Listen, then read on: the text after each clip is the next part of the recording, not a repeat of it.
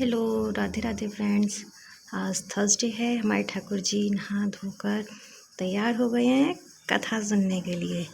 तो आज हम करेंगे बृहस्पति देव जी की, गुरु भगवान की, विष्णु भगवान की कथा पढ़ेंगे आज।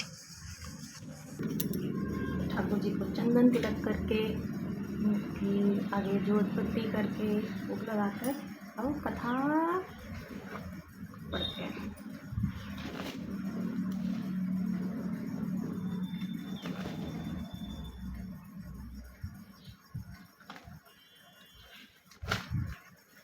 जय हो ठाकुर जी महाराज की, जय हो बृहस्पति देव महाराज की।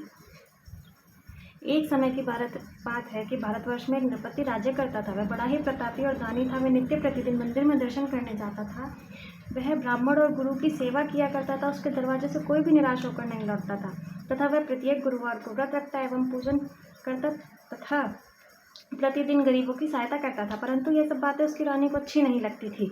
वह ना तो व्रत करती, ना किसी को एक दमड़ी तक दान में देती थी तथा राजा से भी ऐसा करने के लिए मना किया करती थी। एक समय की बात है कि राजा तो शिकार खेलने वन को गए हुए थे। घर पर रानी और दासी थी।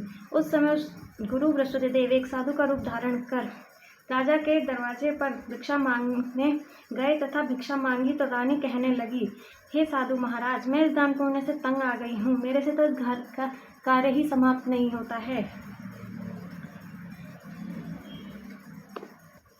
मेरे से तो इस घर का कार्य ही समाप्त नहीं होता है। इस कार्य के लिए तो मेरे पतिदेव ही बहुत हैं। अब आप इस प्रकार की कृपा करें कि वह सब धन नष्ट हो जाए तथा मैं आराम से रह सकूं। साधु बोले, हे देवी, तुम तो बड़ी विचित्र हो।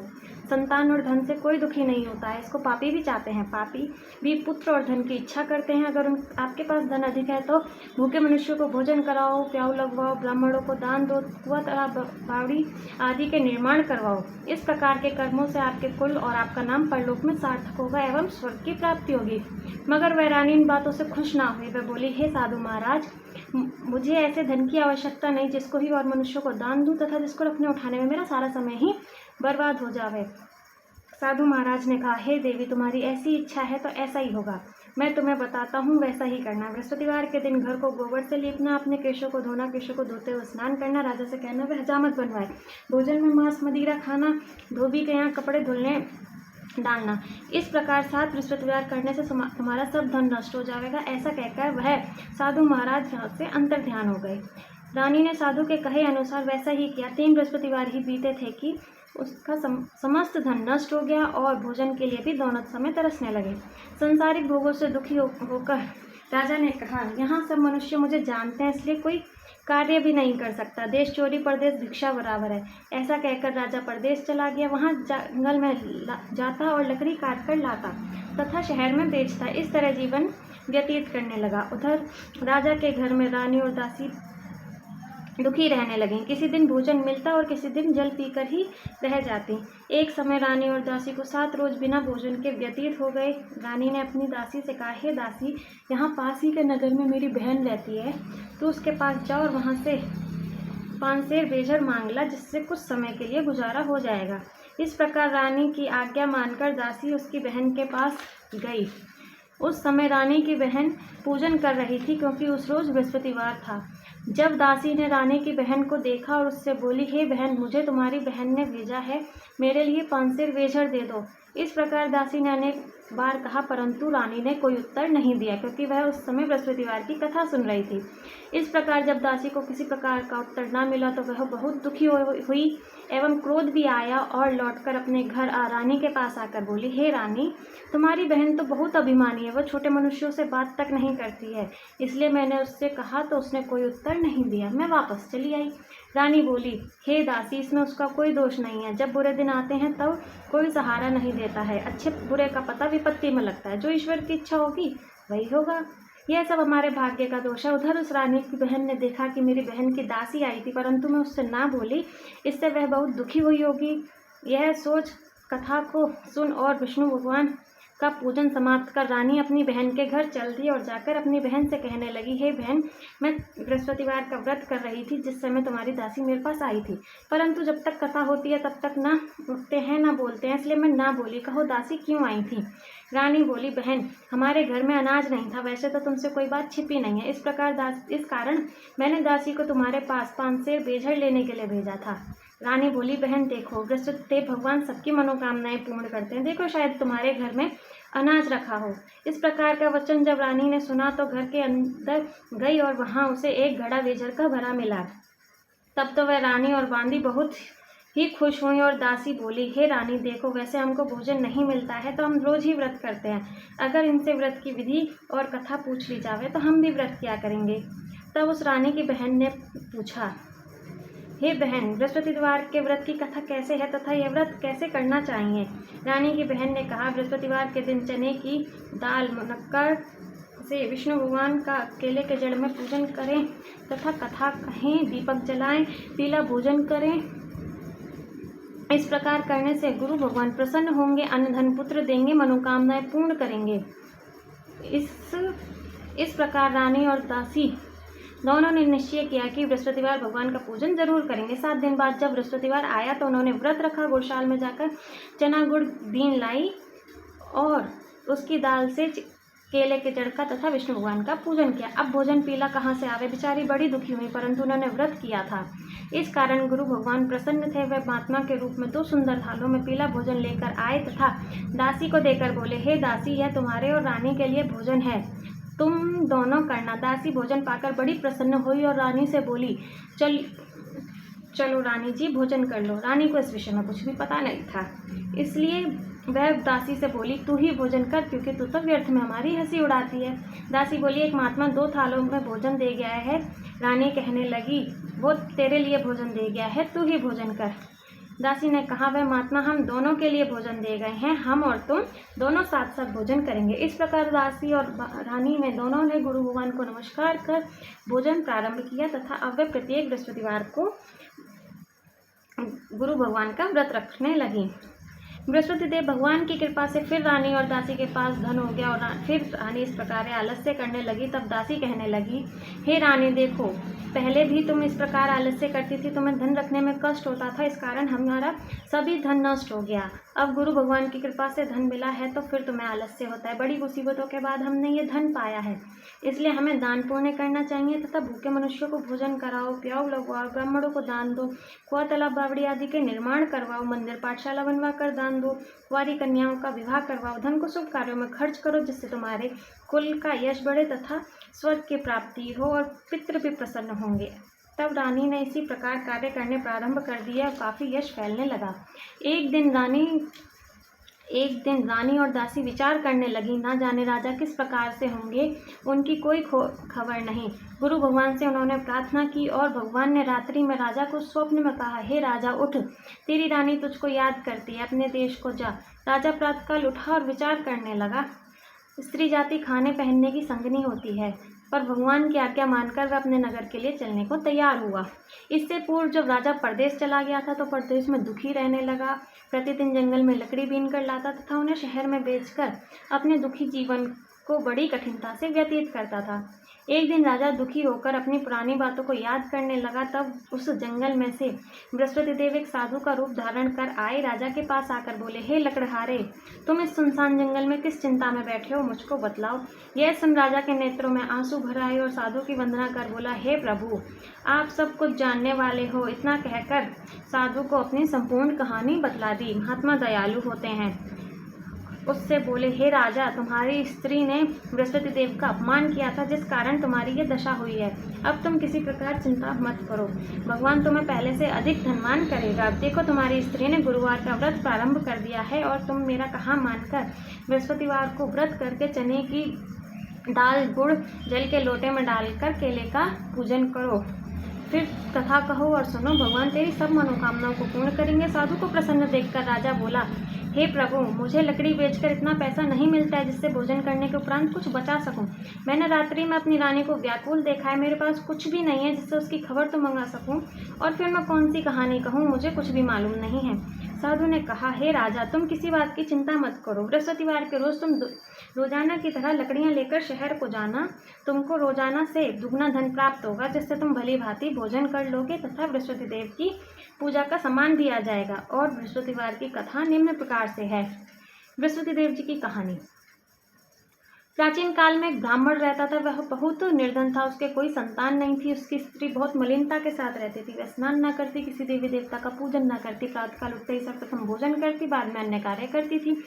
इससे ब्राह्मण देवता बड़ी दुखी थे। बेचारे बहुत कुछ कहते किंतु उसका कोई परिणाम न निकलता। भगवान की कृपा से ब्राह्मण की स्त्री के कन्या रूपी रत्न पैदा हुई और वह कन्या अपने पिता के घर में बड़ी होने लगी। वह बालिका प्रातःकाल स्नान करके विष्णु भगवान का जाप करने लगी, बृहस्पतिवार का व्रत करने लगी, अपने पूजन पाठ को समाप्त करके स्कूल जाती और मुट्ठी में जौ भरकर ले जाती और पाठशाला के मार्ग में डालती जाती। तब ये जो स्वर्ण के हो जाते तो लौटते समय उनको बीन कर घेर ले आती थी।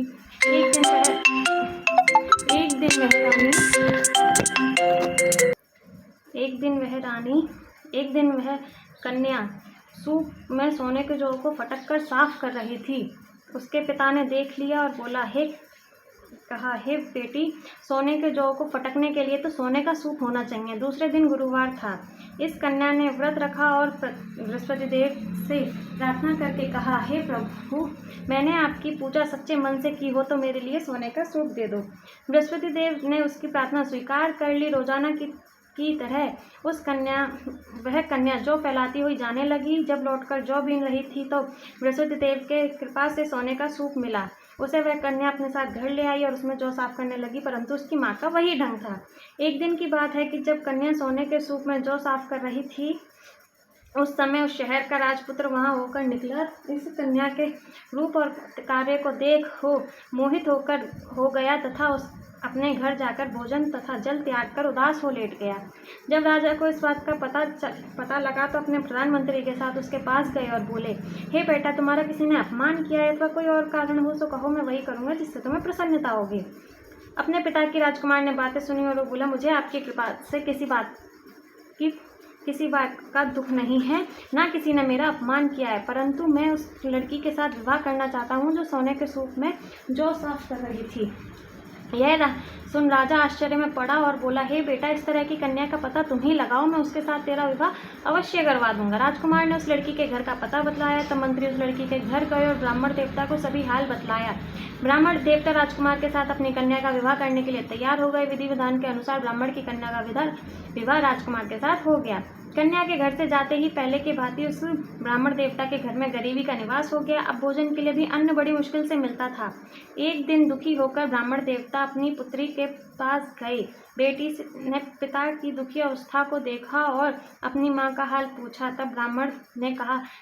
तभी ब्राह्मण ने सब हाल कहा। कन्या ने बहुत सा धन देकर अपने पिता को विदा किया। इस तरह ब्राह्मण का कुछ समय सुखपूर्वक व्यतीत हुआ। कुछ दिन बाद फिर वही ढंग था। ब्राह्मण फिर अपनी कन्या के पास गया और सभी हाल कहा तो लड़की बोली, हे पिताजी, आप माता जी को यहाँ ले लाओ, मैं उसे विधि बता दूंगी जिससे गरीबी दूर होती है। तब ब्राह्मण देवता अपनी स्त्री को साथ लेकर पहुँचे तो पुत्री अपनी माँ को समझाने लगी, हे माँ, तुम प्रातःकाल उठकर सर्वप्रथम भोजन स्नान आदि करके विष्णु भगवान का पूजन करो तो सब दरिद्रता दूर हो जाएगी। परंतु उसकी माँ ने एक बात नहीं मानी और प्रातःकाल उठकर अपनी पुत्री के जूठन को खा लेती थी। एक दिन उसकी पुत्री को भी बहुत गुस्सा आया। एक रात कोठरी में से सभी सामान निकाल दिया और अपनी माँ को उसमें बंद कर दिया। प्रातःकाल उसमें से निकाला तथा स्नान आदि करा के पाठ करवाया तो उसकी माँ की बुद्धि ठीक हो गई और फिर प्रत्येक बृहस्पतिवार को व्रत रखने लगी।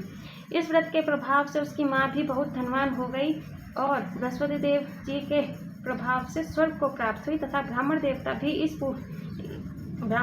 भी सुखपूर्वक इस लोक के सुख भोग कर स्वर्ग को प्राप्त हुआ। इस तरह की कहानी कहकर राजा जंगल से लकड़ी काटकर शहर में बेचने गया। उसे उस दिन से अधिक पैसा मिला।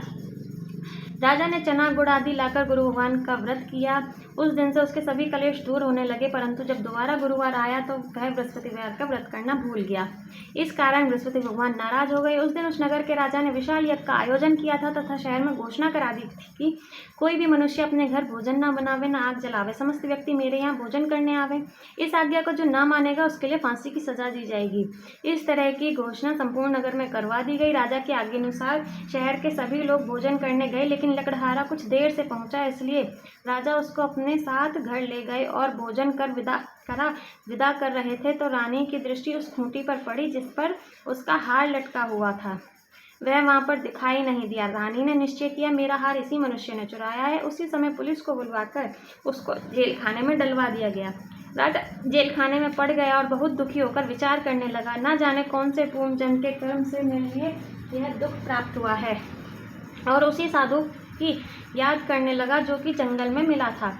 उसी समय तत्काल बृहस्पतिदेव साधु के रूप में प्रकट हो गए और उसकी दशा को देखकर कहने लगे, अरे मूर्ख, तूने बृहस्पति देवता की कथा नहीं की थी, इस कारण तेरे लिए ये दुख प्राप्त हुआ है। अब चिंता मत कर, बृहस्पतिवार के दिन जेल खाने के दरवाजे पर 4 पैसे पड़े मिलेंगे, उनसे तू बृहस्पति देव की पूजा करना, तेरे सभी कष्ट दूर हो जाएंगे। बृहस्पति देव के रोज उसे 4 पैसे पड़े मिले। राजा ने कथा कही।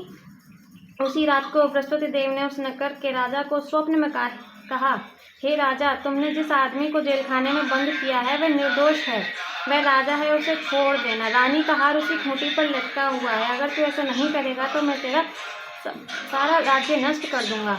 इस तरह के स्वप्न को देखकर राजा प्रातःकाल उठा और खूंटी पर हार देखकर लकड़हारे को बुलाकर क्षमा मांगी तथा राजा को योग्य सुंदर वस्त्र आभूषण देकर विदा किया तथा गुरुदेव की आज्ञा अनुसार राजा अपने नगर को चल दिया। राजा जब नगर के निकट पहुंचा तो उसे बड़ा ही आश्चर्य हुआ। नगर में पहले से अधिक तालाब और कुएं तथा बहुत सी धर्मशाला, मंदिर आदि थे। राजा ने पूछा कि यह सब किसके बाग और धर्मशाला हैं। तब नगर के सब लोग कहने लगे, यह सब रानी और बांदी के हैं। तब राजा को आश्चर्य हुआ और गुस्सा भी आया। जब रानी ने यह खबर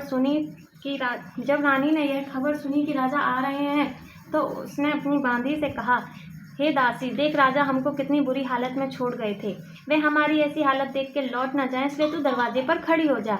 आज्ञा अनुसार दासी दरवाजे पर खड़ी हो गई और राजा आए तो उन्हें अपने साथ लिवा लाई तथा तब राजा ने क्रोध करके अपनी तलवार निकाली और पूछने लगे, यह बताओ कि यह सब धन तुम्हें कैसे प्राप्त हुआ है। तब उन्होंने कहा कि हमें यह सब धन बृहस्पति देव के व्रत के प्रभाव से प्राप्त हुआ है। राजा ने निश्चय किया कि 7 रोज बाद तो सभी बृहस्पति देव का पूजन करते हैं, परंतु मैं दिन में 3 बार कथा कहूँगा तथा रोज व्रत किया करूँगा। अब हर समय राजा के दुपट्टे में चने की दाल बंधी रहती तथा दिन में 3 बार कहानी कहा करता। एक रोज राजा ने विचार किया कि चलो अपनी बहन के यहाँ हो आवें। इस तरह का निश्चय कर राजा घोड़े पर सवार हो अपनी बहन के घर जाने लगा। मार्ग में उसने देखा कि कुछ आदमी एक मुर्दे को लिए जा रहे थे। उन्हें रोककर राजा कहने लगे, अरे भाइयों, मेरी बृहस्पतिवार की कथा सुन लो। वह बोले, लो, हमारा तो यहाँ आदमी मर गया, इसको अपनी कथा की पड़ी है। परंतु कुछ आदमी बोले, अच्छा कहो, हम तुम्हारी कथा भी सुनेंगे।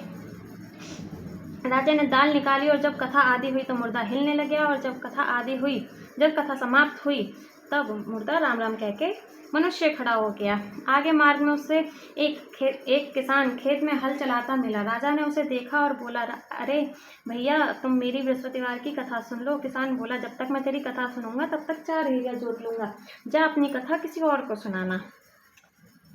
राजा के हटते ही बैल पछाड़ खाकर गिर गए तथा उसके पेट में जोर से दर्द होने लगा। उस समय उसकी माँ रोटी लेकर आई। उसने जब यह सब देखा और अपने पुत्र से सब हाल पूछा तो बेटे ने सब हाल कह दिया। बुढ़िया दौड़ी दौड़ी घुड़सवार के पास गई और बोली, मैं तेरी कथा सुनूंगी, तू अपनी कथा मेरे खेत पर चलकर कहना। राजा ने बुढ़िया के खेत पर जाके कथा कही, जिससे सुनते ही बैल खड़े हो गए तथा किसान के पेट का दर्द बंद हो गया। राजा अपनी बहन के घर पहुंच गया। बहन ने भाई की खूब मेहमानी की। दूसरे रोज प्रातःकाल राजा जगा तो वह देखने लगा कि सब लोग भोजन कर रहे हैं। राजा ने अपनी बहन से कहा, ऐसा कोई मनुष्य नहीं है जिसने भोजन ना किया हो, वह मेरी बृहस्पतिवार की कथा सुन ले। बहन बोली, हे भैया, ये देश ऐसा ही है, पहले लोग यहाँ भोजन करते हैं, बाद में अन्य कार्य करते हैं, अगर कोई हो तो देख लाऊं। वह ऐसा कहकर देखने चली गई, परंतु उसे ऐसा कोई मनुष्य नहीं मिला जिसने भोजन ना किया हो। अतः वह एक कुम्हार के पास गई जिसका लड़का बीमार था। उसे मालूम हुआ कि उसके यहाँ 3 रोज से किसी ने भोजन नहीं किया। रानी ने अपने भाई की कथा सुनने के लिए कुम्हार से कहा, वह तैयार हो गया। राजा ने जाकर बृहस्पतिवार की कथा कही, जिससे सुनकर लड़का ठीक हो गया। अब तो राजा को प्रसन्नता होने लगी। एक दिन राजा ने अपनी बहन से कहा कि हे बहन, हम अपने घर को जाएंगे, तुम भी तैयार हो जाओ। राजा की बहन ने अपनी सास से पूछा। सास बोली, हाँ चली जा, परंतु अपने लड़कों को मत ले जाना, क्योंकि तेरे भाई के कोई संतान नहीं है। बहन ने अपने भाई से कहा, हे भाई, मैं तो चल लूँगी, मगर कोई बालक नहीं जाएगा। राजा बोला, जब कोई बालक ही नहीं चलेगा तब तुम ही क्या करोगी। बड़े दुखी मन से राजा अपने नगर को लौट आया। राजा ने अपनी रानी से कहा, हम निर्वंशी राजा हैं, हमारा मुँह देखने का धर्म नहीं है और कुछ भोजन आदि नहीं किया। रानी बोली, हे प्रभु, बृहस्पति देव ने हमें सब कुछ दिया है तो वह संतान भी अवश्य देंगे। उसी रात को बृहस्पति देव ने राजा के स्वप्न में कहा, हे राजा, उठ, सभी सोच त्याग दे, तेरी रानी गर्भ से है। राजा को यह बात सुनकर बड़ी प्रसन्नता हुई। 9वें महीने में उसके गर्भ से एक सुंदर पुत्र पैदा हुआ। तब राजा बोला, हे रानी, स्त्री बिना भोजन के रह सकती है, बिना कहे नहीं रह सकती। जब मेरी बहन आवे तो तुम उससे कुछ ना कहना। रानी ने हाँ कर दिया। जब राजा की बहन ने यह शुभ समाचार सुना तो वह बहुत खुश हुई तथा बधाई लेकर अपने भाई के यहाँ आई। तभी रानी ने कहा, घोड़ा चढ़कर तो नहीं आई, गधा चढ़कर आई। राजा की बहन बोली, भाभी, मैं इस प्रकार ना कहती तो तुम्हें औलाद कैसे मिलती। बृहस्पति देव भगवान ऐसे ही हैं, जिसके मन में जैसी कामनाएं होती हैं सभी को पूर्ण करते हैं। जो सद्भावना पूर्वक बृहस्पतिवार का व्रत करता है एवं कथा पढ़ता है अथवा सुनता है और दूसरों को सुनाता है, बृहस्पति भगवान उसकी समस्त मनोकामनाओं को पूर्ण करते हैं। भगवान बृहस्पति देव उसकी सदैव रक्षा करते हैं। संसार में सच्ची भावना से जो भगवान की पूजा सच्चे व्रत, सच्चे मन और श्रद्धा से करते हैं, उनकी सभी मनोकामनाओं को पूर्ण करते हैं। जैसे सच्ची भावना से रानी और राजा ने उनकी कथा का गुणगान किया तो उनकी सभी इच्छाएं बृहस्पति देव जी ने पूर्ण की थी। इसलिए सबको कथा सुनने के बाद प्रसाद अवश्य लेकर जाना चाहिए। हृदय में उनका मनन करते हुए जयकारे लगाने चाहिए। जय हो बृहस्पति देव महाराज की, जय हो विष्णु भगवान की, जय हो ठाकुर जी महाराज की, जय हो गुरु भगवान की।